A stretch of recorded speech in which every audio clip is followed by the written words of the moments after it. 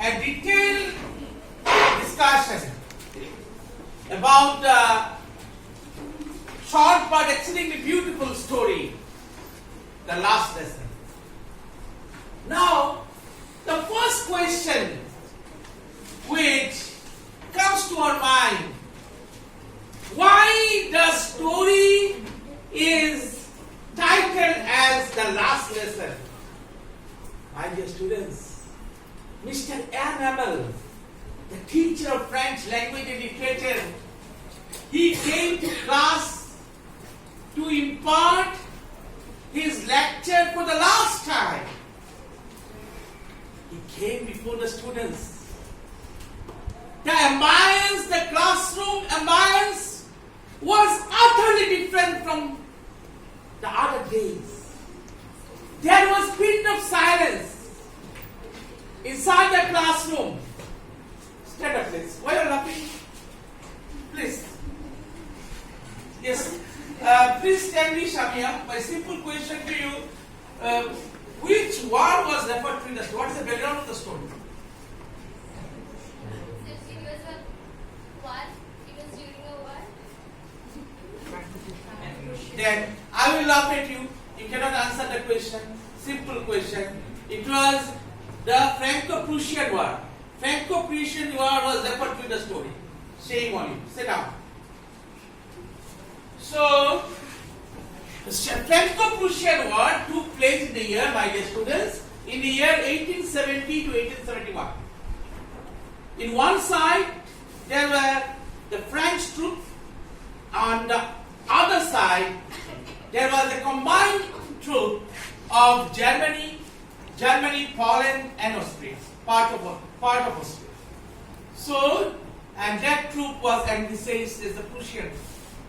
In that battle, the Prussian troops came out victorious. They defeated, they vanquished the French troop. As a result of which, two neighboring districts of France, in the neighboring style, Alsace and Lorraine, were captured by the Prussian troop. Okay. Now, one order had come from Berlin, the headquarters, that from the next day, German language will be introduced in all the schools of Alsace and Lorraine in lieu of French language and literature. And that is why Mr. Hamel, the teacher of French language and literature, would be losing his job. He will be sacked, will be terminated from services, and because another German teacher would join in that school, in that temple of learning from the next day. So that was the order which was passed by the authorities, the competent authorities from Berlin. Okay, now in that class, the last lecture, which was delivered by Mr. Hamel, the teacher of French language and literature, okay, all the old people, a good number of old people, they attended the last lecture. The old people of which? Of that hamlet, of that village. Okay. Now, they occupied the last benches. One was old Hossan, then there was the retired postmaster and former mayor. Who is called a mayor? Mayor, say in Kolkata, there is one corporation called Kolkata Corporation. The Kolkata Corporation, the chief is called the mayor. Okay. Similarly, in the municipality, the chief is called either chairman or chairperson. In case of female, chairperson. In case of male, chairman. Okay. This is the difference between chairman and chairperson. Now, my dear students, so there was a period of silence in the classroom, but on other days, there were tremendous noise. Now, the million-dollar question is, why noise was produced on other days? My dear students, there are three reasons. Reason number one, due to opening and closing of desks. That means when the desks and benches were dragged forcefully from one side to the other side, then noise was produced. Okay. Next, number 2 is when lessons are repeated in unison. Means when lessons were repeated together in a body, then noise was produced. And number 3, in order to make the students silent, the teacher, Mr. MML, used to use the rapping ruler, the thumping sound, the rapping sound or thumping sound. Okay, and that's why noise was produced. These were the 3 reasons why noise was produced inside the classroom on other things. But when little French, the principal character of the story, he came to the school premises, then he found there was period of silence. All his classmates, all of his classmates, they were sitting. They took their seats, the respective seats, and they were sitting silently. The teacher was moving to and fro with an iron ruler under his arm. Okay. The old Hoser, I was speaking about old Hoser. Old Hoser, he carried one primer. Primer, what does it mean? Picture primer means in that book there were pictures and the alphabets were there. Maybe the elementary education or the Montessori education, it was the materials were there in the primer, so it was called as picture primer.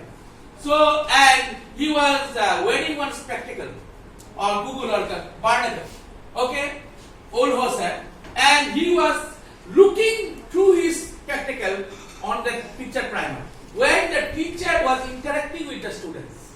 Teacher means Mr. MML.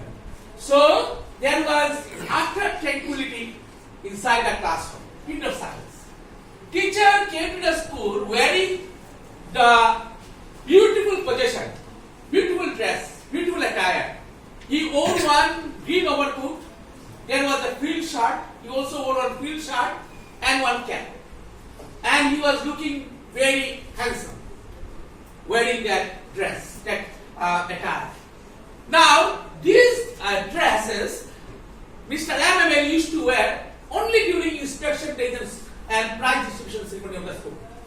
Only on special occasions, Mr. MML used to don up, used to put on the beautiful dresses. And that was a special occasion, this last lecture on French language and literature. So he wore the beautiful dress which was in his possession. He came to class. Now, before starting the class, he stood up.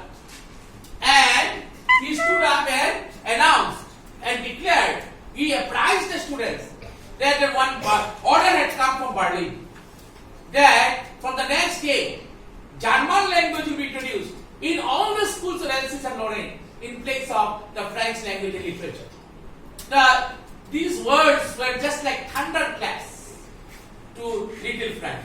Little Frank was taken aback. He was exasperated. He was despondent. He could not believe his ears. He was so much frustrated. Little Frank. He was so much shocked. And he was repenting for his past neglects. He was repenting why he didn't attend the class. Why did he attend the class? He bunked so many classes of MML. He missed so many classes of MML. He acted just like a truant. Okay? And he used to disturb the teachers. The teacher, Mr. MML, was pestered and nagged by naughty boy, mischievous boy like little French. So he was regretting, he was repenting of his past neglect. And all the old people, these old people like old Hoser, retired postmaster or former mayor, they also came to attend the class. The last lecture of Mr. MML. Why? There are some reasons. Reason number 1, they were repenting that they did not attend more classes of MML. This will be the last class, last lecture.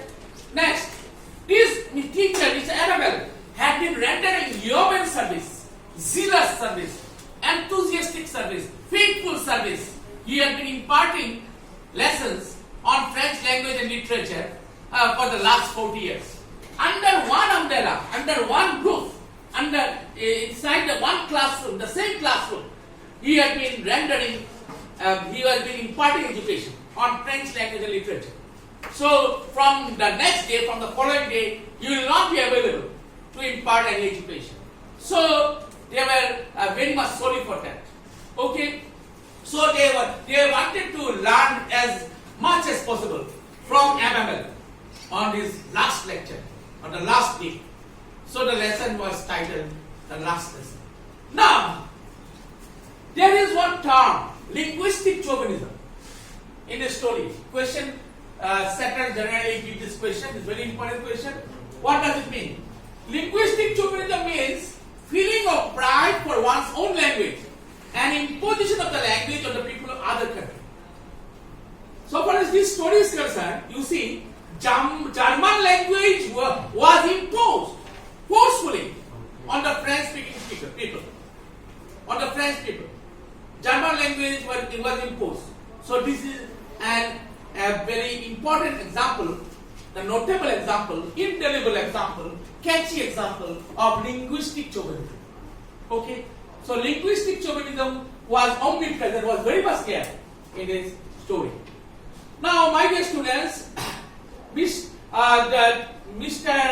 MML, he announced that French language, the French language, it was the best language of the world. The French was the best language of the world. Now the question is, what were the reasons? How could he come to this consensus viewpoint that the French was the best language in the world? Reason number one, French was the most logical of all the languages. Logical means reasonable. Okay, and French was the best language because of its clarity. It was very much clear. Anybody could understand. It was fathomable. It was intelligible. It was comprehensible to all and sundry. Every person could understand, could make out, could comprehend the language in a very cozy manner, very easy manner, in a vivid manner. So French was the most beautiful language of the world. French was the most beautiful language of the world because it was logical, because it was very much clear due to its clarity. Okay? And the language was the most beautiful language of the world. It was the statement of Mr. MML, the teacher of French language and literature. Now, this boy, little French, he was naughty. He was mischievous. I told you at the beginning of the story, he was late for school and he wanted to spend a day out of doors. The birds were chirping at the edge of the woods. The Prussian soldiers were drilling at the backside of the sawmill. Okay, this scenario, this panoramic view was more attractive, more fascinating than the rules of participants. The teacher, Mr. MML, entrusted the students with the assignment to learn the rules of participles. But he did not pay any heed to it. He did not give any importance to it. Okay? And he did not learn the rules. And he wanted to spend a day out of doors. But suddenly his conscience told him that he was doing wrong. So he rushed to school. While rushing to school, he found that many people, they crowded in front of the bulletin board. There was a notice board. All the dismal tidings, all the sad news, they used to receive from the bulletin board.